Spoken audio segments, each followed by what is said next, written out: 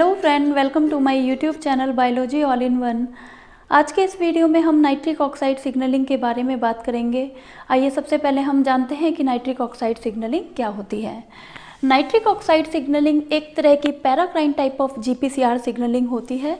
हमने इसे paracrine type of GPCR signalling इसलिए कहा है क्योंकि इसमें ये जो लिगेंड होता है, मीन्स ये जो सिग्नलिंग मॉलिक्यूल होता है वो नेबरिंग सेल द्वारा ही प्रोड्यूस करा जाता है।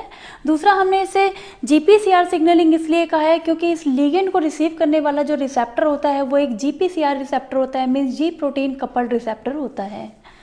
Nitric oxide signalling mainly vasodilation के लिए होती है, मीन्स जब भी ब्लड वेसल को डायलेट करवाना होता है तो उसके लिए नाइट्रिक ऑक्साइड सिग्नलिंग होती है। Neurotransmitter in the form of acetyl choline जैसे ही एंडोथेलियल सेल के पास पहुंचते हैं तो वह एंडोथेलियल सेल पे प्रेजेंट रिसेप्टर के साथ बाइंड कर जाते हैं और उनकी बाइंडिंग की वजह से इस रिसेप्टर में कुछ कन्फर्मेशनल चेंजेस होते हैं। जैसे ही रिसेप्टर में कुछ कन्फर्मेशनल चेंजेस होते हैं तो रिसेप्टर के साथ बाउंड जो जी प्रोटीन होती है, जिसे यहाँ पर हमने जियो अल्फा प्रोटीन बोला है, ये जी प्रोटीन जो है वो एक्टिवेट हो जाती है। जैसे ही ये जी प्रोटीन एक्टिवेट होती है तो ये टारगेट करती है मेम्ब्रेन के साथ जुड़े हुए एक एंजाइम जिसको हम पीएलसी बीटा एंजाइम बोलते हैं, means phospholipase C beta enzyme. इस एंजाइम को ये एक्टिवेट करवा देती है। ये एंजाइम मेम्ब्रेन में प्रेजेंट फॉस्फोलिपिड जिसको हम PIP2 मीन्स फॉस्फोटिडाइल आइनोसिटोल 4,5 बिसफॉस्फेट नाम का जो फॉस्फोलिपिड होता है उसको तोड़कर ये दो चीज़ें बनाती है। First is DAG means diacylglycerol और second is the IP3 inositol 3 phosphate, इसकी फॉर्मेशन करवाती है। DAG जो है वो मेम्ब्रेन में ही प्रेजेंट रहता है, लेकिन जो IP3 है वो साइटोसोल में मूव करके स्मूथ एंडोप्लाज्मिक रेटिकुलम को जाकर स्टिमुलेट करता है और जिसकी वजह से स्मूथ एंडोप्लाज्मिक रेटिकुलम में प्रेजेंट जो कैल्शियम आयन चैनल हैं वो ओपन हो जाते हैं और बहुत सारा कैल्शियम जो है वो इस स्मूथ एंडोप्लाज्मिक रेटिकुलम से निकलकर सेल के साइटोसोल में आ जाता है।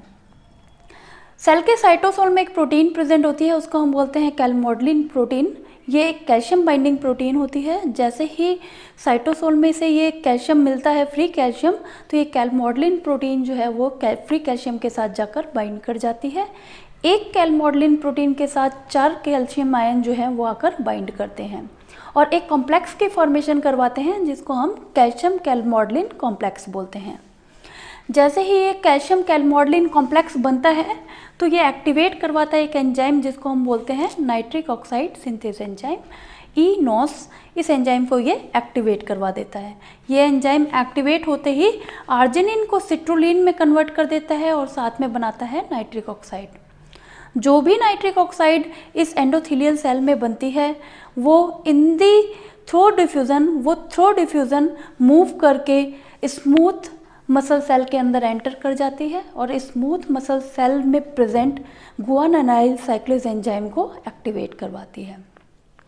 जैसे ही ये गुआनाइल साइक्लेज एंजाइम एक्टिवेट होता है तो ये साइटोसोल में प्रेजेंट GTP को यूज़ करके साइक्लिक GMP की फॉर्मेशन करने लगता है और बहुत सारी साइक्लिक GMP जो है बना देता है।